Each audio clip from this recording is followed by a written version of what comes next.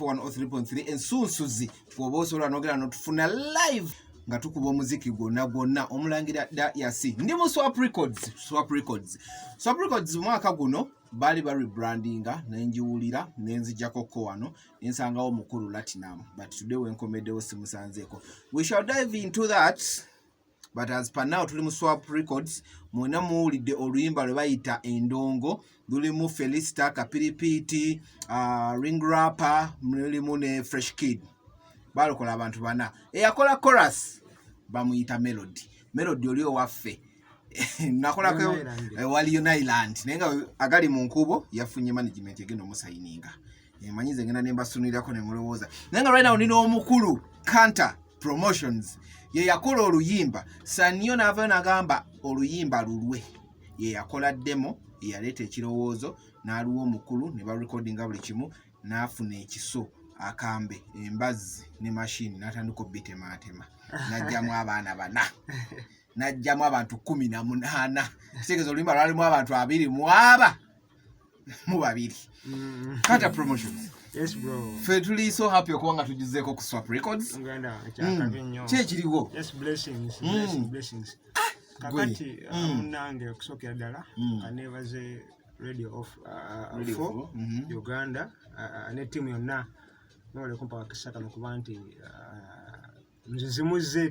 tubolya tuwuliziganyemu ku kyona kiri tegere ddala kiki ensonga manye olukotegwanga Endongo erimu ekiwuka ekyeddalu muba mugamba kino kiwedde nga wabawo ekijjawo neno munange byaddala tuninze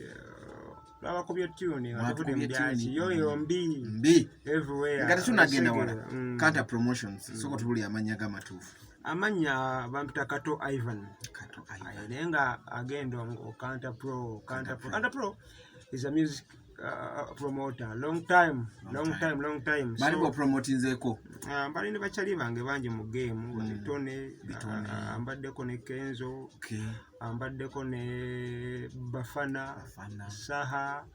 mani bangi nyonyonyo ba Gravity so paka leo tugamba katukoleko ne kubana bana batoti tubala tugezeko balaga ensi nayo nga bweri so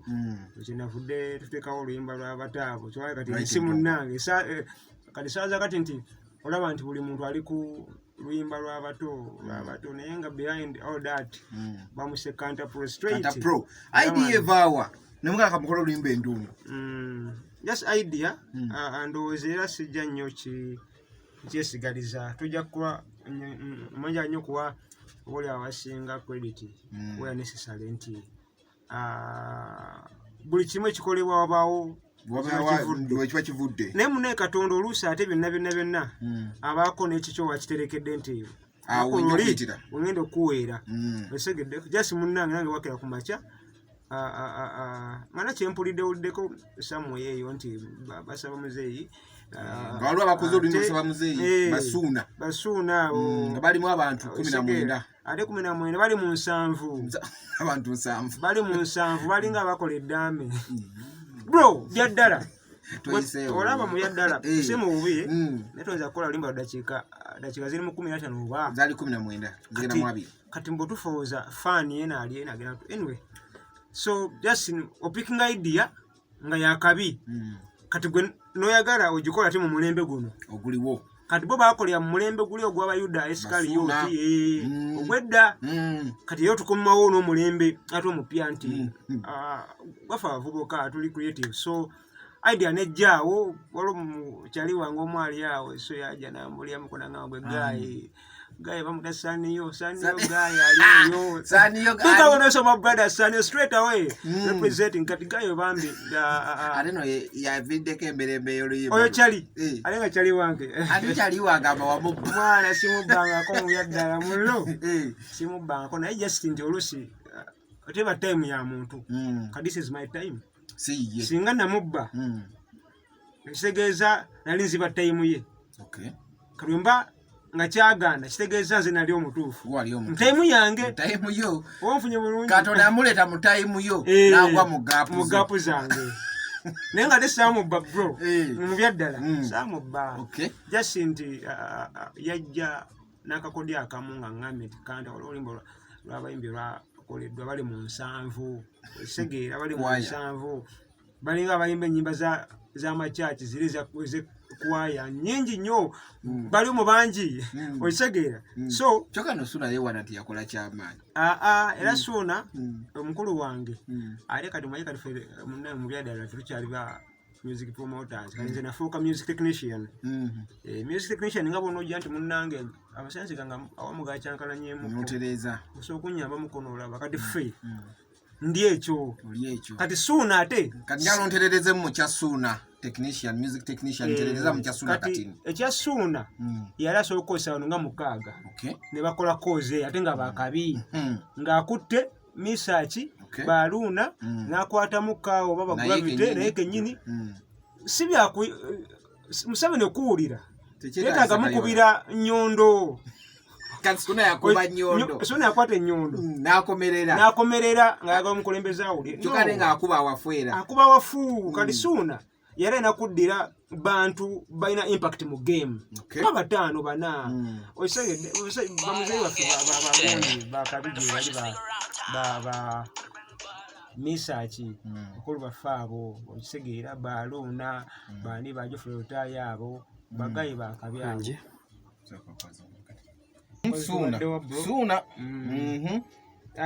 Suuna omutereeza ogamba kyeyakola abantu yalina kufunayo nga 4 mu byaddala nze nja kwejjako ekya promoter kati nze nafuuka music technician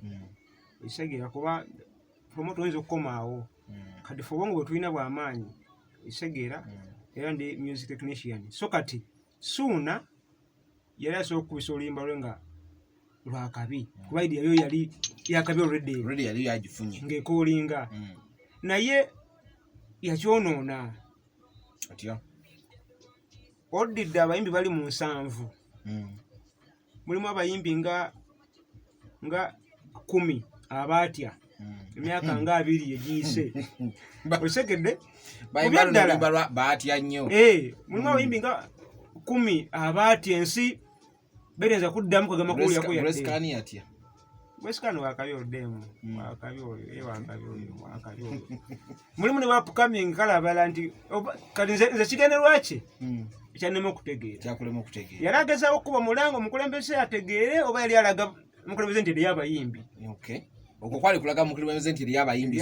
so simulanga oba yalageza kutulaga amaanyi nti asobola okuŋŋaanya abayimbi bo munnanga abayimbi ab'amaanyi andi w'amaanyi bagambye tebagambwa akaabusibu naye kyonna kikiri ate alina no yagaana okugenda mu luyimba n'amuvuma bubi nnyo aluwa gundi Waikibenda yagaana okuyimba mu luyimba n'amuvuma bubi nnyo kati mu byaddala Waikibenda abasajja bakabi yayinza bro nja kugamba bwe nti teri muyimbi wa kabi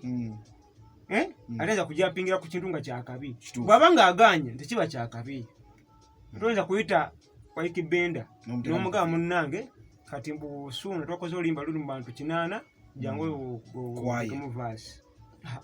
okisegeera ojjukira emirembe gijja gikyuka Waikibenda mulembe gwe mulala n'ogwa Suuna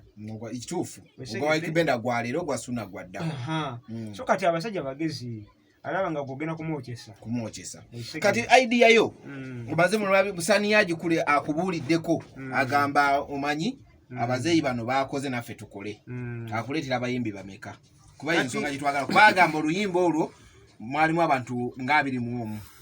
ne mukola oluyimba lw'endongo n'olukwata n'ofuna ejjambiya n'olutemaatema n'ojjamu n'olekamu abatoboka olaba njagala kusooka okutegeeza abatuwuliriza kisegeera ku radio yaffe Nganzi radio 4 Uganda njagala kutangaza ku nsonga eno nti muganda wange oyo just oluusi abamu baba banoonya mawulire okwonoona naye nga bwe kiri nti fine sijja mujjako lowooza kangiyite nga credit yajja na idea eyo esegedde nga ŋŋamba nti munnange bro waliwo abayimbi bakoze oluyimba bali mubisiri nga nange oluli mbimanyi kati olaba otya nga tukoze naye mugamba tuba tuli bakola luyimba olwo jjukira tuli mu kulippira idea ze osegedde kati kuffe tunagikola nga yakabi okusinga kuyabali je lipira okisegeera so nekijja bwe kityo ne mubuuza nkozi okukya okikola nga kyawufune kiri tunafuna abayimbi nga bakabi abaliko wesegedde ne mugamba bofuna Kenzo nofuna kanizire muwa benda banga bayinza okukola ki okyusa kiri idea ejaze nayo kalinze nase ale yakane kuyabali ndanso jimenyamenyamu kusinze n'endowooza ye mugamba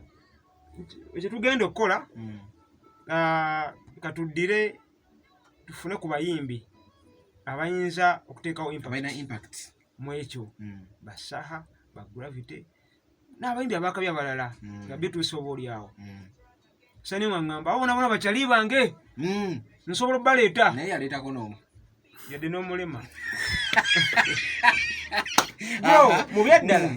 yadde n'omulema kati ate bano abalala ba 19 bagamba be yaleeta ali mu kundetera ba upcoming ali mu kundetera bayimbi batya ngani Basani Ndugga wanji alesima muri Katumba kati Katumba asobola kuyimba kino Fresh Kid ali namubuuzamu nange osegede angamba nabyo mukazi ali mu kujja ali mu kuba jjaawo kati yaganira bya busika bya mugenzi wayiga ate mulete mu kuyimba namugamba ogenda kwokya so nengamba onono sigina musobola nalabanga okuba generation ye bambi mwatambulira bali bakyalibe wesegedde bali abedda so nga ateffe twalina idea endala esobola okuba oba okukola ekyenjawulo n'ekyabali basona kye bakoze wesegedde zikinali njagala naye afuta nekitwala wikisi zalinga 2 nga tadda mba ndi awo lesa upcoming omu mba ndi ali mukungamba mbugundi ali mukujja naye nga abantu bayogerako yadde bro mu byaddala nga tebayinza kukola impact ku ddongo yadde nga tebasobola kukola impact yadde si mu bubi kankubuuze ani yakubira melody mukubira gwe so sisaniyo okay melody mukubira osegedde mugamba bro waliwo chorus njagala onkolere osegedde maybe ne oba leeta naye namukubira oba akonfirming oba ekyo kisegera melody mba ndi awo nga ngamba ndiko ne Kamiri wano emunyonyonedde mudakika nga zizona kuba nkoze ki nzize najja melody saa zalinga 2 awo ezekiro melody azaawo akoze chorus jukirode eyo yona tuli mbuuse nti nkwata producer wange Big Devi mugamba bro waliwo omulamwa onja kugezeeko okukola ki okukola kati so mugamba tanike track melody akoze chorus agenze sani mugamba ndowooza kati ndowooza kiwedde kati olututandise tandika n'asuulamu beat tumala weeks ezi 2 ng'asuulamu track no ayimbe mu bibyawo naye biki kati tuyingira weeks endala 2 mubuuza abimbi baluwa ali mukuletera basajja nga batya dda nga bro mu byaddala nga batya bro nga mu byaddala oyo muyimbi nga si mu bubi omanya audience no giraba bakera ku macha ne bakusiibula abawagizi bakusiibudde oba oweddeyo bakusiibudde bali awo nga ngamba ayagala otekemu gwe atekemu baba muri Katumba chorus ewedde yawulira bali bayagalamu chorus ewedde mugamba kyekiddako ngamba ncha kanti abayimbi mbesegedde kati nzolode nga namulaze omulamwa gwenjagala bwetuba nga tuli bakubitinga bali naye nga yalemedde ku kike ekyabakadde ye nga gamba bulongera baleeta kati kyamala mulemerera nga mukusa bibaluwa mba ndi awo lese abimba abatya angambye awo mbugundi ali mukujja mamuli Katumba ali mukungamba bani abajja naye nga mu byaddala nga bayimbi bagamba kuleeta tewache bagenda kukola kati nganze music technician nengamba kati ono sigenda kana naye wesege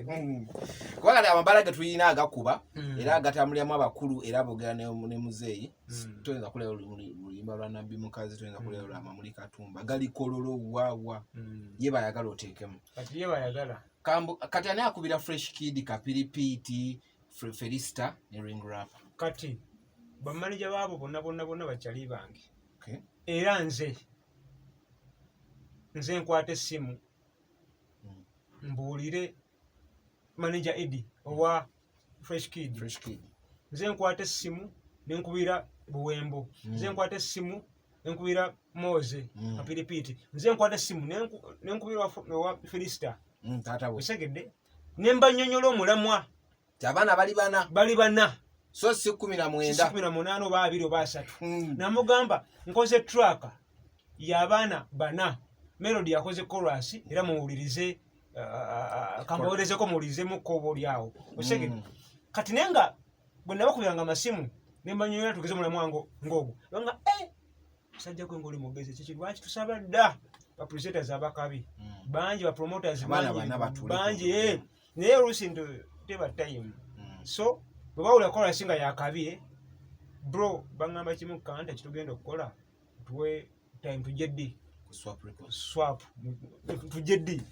munange mbandi awo ngamba kitugenda okukola ugundi jangu encha ugundi nemba wa time interview buli omu ya eri different bajja batula ku ndo ne batuula ku track kati ate ndubaweereza before nga tebana kujja baluvibingako bulungi nnyo bagenda okujja lolode nga buli kimu kiri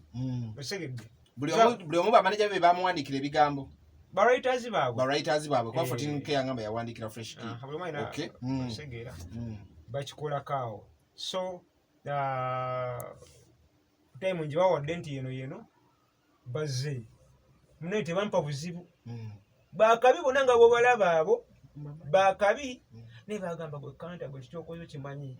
ogenda kuba Kampala sina Kampala Uganda oba worldwide olwo luyimba nga byakusaaga kati no aŋŋamba yemanaja wa Fresh Kid ekyokoze yangamba bro mu byaddala okimazi ne bajja ne bakola osegedde ekikuwunyisa munnanga ate nti balukola bajja wano naye buli omu sakkiriza awulye mu bya munne byayimbye buli mwe yakolanga ng'agenda kolanga ng'agenda kati mpaka baŋŋamba naye kanta tuweereze ku demo tuwuliremuko kati bwe mbaweereza ne bagamba mwana nze sayimbe bulungi kankome buto okisegedde ne badda olwo Sani yalibwa Sani olwo kati olwo ng'ali mu kutya gikambuzeyo akyakuba akayagangedde oba kati yayongera mwana so amasada kyali wange oyo mullo simulabangako baali maze naye kyaliwa simulabangako naye nga yatya buti kutya batyanga munnange just life wetambula kati olwo ne bakomawo ne batereeza nti Fresh Kid yakomawo Ring Rapper ne Kapiripiiti kutereeza okukola ekyakabi olwo bawulirira groove eyakabi so neziramu ne bawa time ne badda ne bamaliriza ekyabwe segeera so olaba kati olwaleero nti ensi eri kuffe kati kambuze Saniyo olwo olulwere yali asoose okukola okurekodinga lwo luliwa olimba olwo nalinga mubuuzanga nannyo nga mubuuza bro olwo ategedde nti oluyimba nze nkozeemu kopi endala ey'abato osegedde ate abo abato tebaalimu muyiyemu ne mu planning nga tebaalimu osegedde tebaalimu wabula nze nakwata track n'ogituuzako abato nenjikolamu kopi eyange nemulekera eri original eyabamuzeeyi mutini abaatya osegedde naye nga chorus erikoze ezimu yemu chorus so Saniyo muganda wange oyo nemugamba bro nze nkozemu bwenti nakitegeerera nanga nasooka kifuna obulala nemunnyonnyola mugamba bro nze saakuyita mu muzannyo nakwita promotinga studio nze bano abaana abali mu luyimba buno baba bana abazeeyi tayina kyagenda kukola ku studio Segera yetaga muntu alina impact ku ekyo Segera studio esobola okukola ssente nasooka akifuna bw'atyo mpolampola kati n'atandika okuleeta abayimbi beera ku speed awo bonna abaatya bonna abasombasomba ngamba nabbi omukazi ali mu kujja gwomanyi kasa traka yo ng'omugamba gwe baleete batule ku track eyiyo ng'eyange nagikozeemu dda eri wali ewedde naye n'omukkiriza kubeerera atuzeeko abayimbi be okisegeera byenkugamba bya ddala oluyimba lwaluyina walumuwa nalumuwa dda lwaki talutta era ni munna era yatyalenza okuba kati wuliriza gwe obeera gwosobola okutta ng'owudde ku speed abaana gye baliko nga bwe bagala oluyimba olaba mu bya ddala ne mu Amerika eyo lwatuuse dda buli wamu kati bw'obeera gwe kuba esokera ddala olaba nti bonga boy bayinza kusinga baana bali maanyi oledi balina hype yaabwe yaabwe gye baateeka tosobola kati hype ya fresh kito gisobola giwa bamuli katundu tosobola eya ring rapper tosobola kugiwa nabbi omukazi oledi bano abaana balina ba sponsors webatinga ring rapper balina abantu baabwe so kati nti bano ne bandimbi bapukamingi obanga 8 ne bandimbi bapukamingi nga 8 bro kweno cause eyaliwo lwaki nza gamba gwanga gwe nga saniyo yali talina kyanyiza gamba gwanga nti bro munnange nze saniyo mu nkomeddewo kweno traka akizibu okisekedde kyali kizibu ensi bwekusiibudde kati abasajja ekibaluma bali baagala bajampingire ku luyimba lw'abaana abo babeeremu nga bamuzeeyi mutiini abo ne muzeeyi mutiini yaliko kugambe kati muzeeyi mutiini ye manager wa fresh jajja kati bonna baali baagala balutuulemu fresh jajja ye taliiko kugamba bano muzeeyi mutiini abaatya osegedde bali baagala bajje ku track eyo nga mulimu bano abaana nze n'omuntu omu ankubira amasimu nagamba kanti oli wambwa nalina okuba nga nyimbiramu namugamba gwe oli muntu mukulu bw'obanga mbu nze naddira nesimuwa mukisa kutulamu abo baana mugamba no eno traka y'abaana waliwo ey'abakulu eri gye bamutunkiramu eri makindye weeri yasaniyo oisegedde gituulemu yiiyo agamba nze njagala eri namugamba munnange olindako omwaka omulala ojja kukoma mupaweddewo oisekeera kati olwo mukulu Kanta wetwogera kati saniyo ayogera bingi wetwogerera kati nze tuyinza n'okubeera wano nga wali omulala mukolako saawa eno interview munyiivu yakuŋŋaanyiza ekibinja ky'abavubuka agamba oli mubbi oli mufere wabbye oluyimba lwe oluyimba olwo yali ye infact yagamba yatuulako n'abaana bonna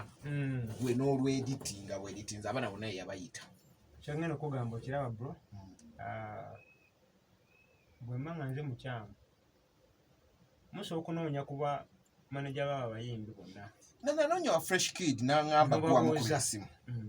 babuuze nti ku project Kanta gy'agamba ani yabayita okawokka munayekuga kyoba onoonya okisegeera ogwo babuuze bw'anaggamba nti muganda ng'oli ye yabayita then nze ndi mubi segedde abo nze nabayita bonna okisegeera ye kati saniyo yali abayita ku ki sooka mbuuliremu kati gwe bobeera gwe ng'okubira manager fresh kid alo manager nze saniyo nina project erimu nabbi omukazi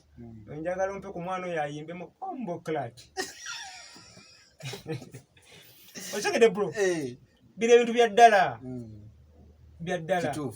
music is real sikuzanya osobola kuforcinga jasi nze nange munnange katonda yampa idea ate eyo ey'omulamu ogwo nti watyanga okutibana abaana abana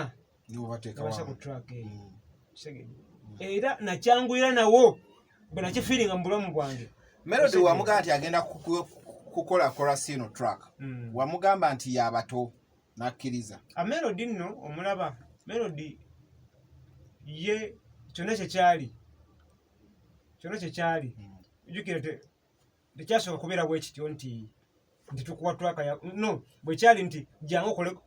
chorus tulina koze emu twala okola ki yajja kukola chorus nga bali bagenda yimbira kala tera Melody akasimu akafuna nga oluvannyuma ndowooza kuli yamukubira oyo Saniyo era amugamba nti kuli yakuyimba mu John Black ne Kenzo ne gundi osegedde kali ye kodi era alina n'abayimbi abamu be yali agezaako okuleeta bayimbe abakabi naye nga bamugamba kimu tuweereze ku track tuwulire kati nga toyinza kuŋŋamba nti track ogiweereza mulimu bakidaawo osegedde oweereza track mulimu Asani Nduga nabbi omukazi kati goŋŋambe fayina agenda kuyimba ne nabbi omukazi kuki oba kyali wangu pafambo era opafambo nze kennyini namukoona nako naye yakigino walinga Saniyo nali njagala nze nkwata abayimbi abakabi mbaleete naye okuba nti omulamwa gwali gugwe nga yaguleese ng'alina akulaga nti yenyigiddemu nnyo nenjagala nkimulekere kimwoki n'ekyamwokya n'atuukawo ndowooza kusizalinga 2 gatafutanga yadde omulimu teri star ali mukuŋŋamba upcoming gundi agenda kujja mugamba upcoming yaani oyo so bro nakola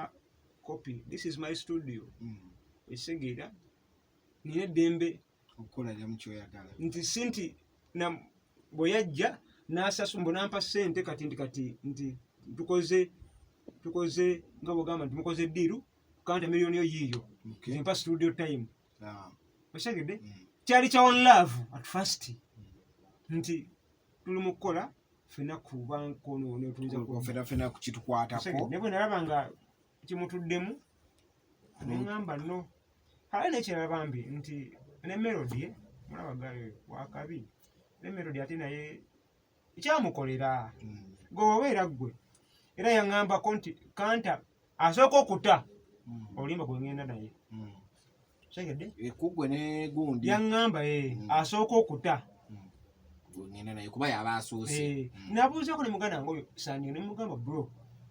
olimba luno olwagalamu abantu bameka nga tebagwayo nga tebagwayo nakono ne mubuuza bro ya producer wange ono amasiba olimba lwalukuwe osegedde mpaka bwe yaŋŋamba nti esigaddeyo nga 4 nga kale bafunze aŋŋamba mbu Kapere Simaya Kapere ali kukuba ali mu kujja Kapere ono wafoono ali mu kujja naye nga abantu bamenya bonna bali mu kutya covid abayita muda bonna abayita muda covid esegedde so nali njagala aleme kulowooza nti ŋŋanyimu oluyimba lwe nga njagala nze nsoke nte nemubangako nnyo paka nalaba nga ye bikyali biwanvu ebibye nze olwokuba nti kati olwange nalukola mu time nenta poster nga bukyali even before the audio poster twagifuna before the audio kugamba abaana basumuludde osegedde paka wenate olwange nawutanga leero nawaitawo naku ndowooza nga 2-3 nene muwa olulwe nga kati mulumba olulwo mumanja ki kati osegedde so sorry bwetu bwefaanana mpola so kati ekintu ekiriwo mugenda kukola video wati mujja tukolera video video no munange nakugikola video nakugikola naye njala kululeka naye olulima lwa Bafana lulimaje lwakuba Uganda yonna olulima lwange luno baisanya lupapira engeri ekyo kiri nti muzeeyi munnange yatwongedde n'atwongezaamu kanatti nayogedde awo jjo naye munnange n'agana okona ku mabaala so kati kitegeeza nti bya mwaka gujja kati kukolera video so kati njagala dukola video era video eyo twagikwata this week week eno yennyini week eno tujja kuba tubalituuzaako behind the scenes wa video eyo yennyini mujja kuba muzisangira ku gundi tutegeere kiki kati wetusanga Saniyo tumugambe ki Saniyo just nti big ups zirina okuwa abantu abo Saniyo ne Melody osegedde ku bantu oba oliawo singa teyali Saniyo oba oliawo osegedde naye nze kyemmanyi era mu ebyo ebintu nti Katonda alina gwakuleetera era osanga yandikuleetera omulala nga si Saniyo ayinza okuleetera kamiliyoni angamba Bruce okujje genda okole bwoti anti mune Katonda ayitamu abo naye still Saniyo big ups zonna oba oliawo siyinza kwesigaliza gundi kuleetera bukata nakola nnyo no osegedde sijja kwesigaliza bintu ebyo ne Melody oyo gayi wakabi oyo Melody man yakola chorus nga yakabi so blessings era baba jali banga kwali ku Radio 4 Saniyo bro big up bro nga tumaliriza nina namukonyeko nga tutandika nensuubiza abantu tunatumaliza tujja mwogera kati studio eno simanyi wa by then wali revamping studio then no tugambako nti omukulu Platinum yali agenda okubeera face ya Swap Records era nzijukira namusangako ne wano omutebe ng'etudde nga mukyatereeza bulungi wetukomedde olunaku olwaleero Platinum simula Platinum oyo just ndowooza ayina management endala mwali nali ngenda musayininga naye waliwo ebyagaana butatambula bulungi oluusi tuba ne terms and conditions oluusi oluyimbi zakuwa nawe ngagenda mukwasaganya oba oli azoteekawo so tekyatambula bwe twali tulowooza oba oli naye si mu bubi alina management gyalimu kati naye nga abaawo ne wano atera okujja mwasigaza omukwano bro wange nnyo oyo yasayininga wamuwayo ka signing fee omanyi nakuziza abayimbi bali ya signing fee ayinza okuba nga alina management yamuwadde edda naye nga alina management esatu ezimuperereza zonna nagira nga signing fee ebintu by'abayimbi gubanga mupiira yinza okuba nga nze bathoze naye musayi wa mupiira esegera kati oyinza okujja n'osayininga naye ne bayatampa akasente akawera naye nga wano signing fee y'omutadde mu nsawo nga kuwereddewo awo ezizo osegeera naye bro wange oyo just nti twali tulina okubaako nebitukwasaganya okuba nti bino nabiri mbuuza kiweetaaga nga g'omuyimbi n'akuwa ebibye awo nomuga munnange nange kino bwekitatambula bulungi naye tugenda okukola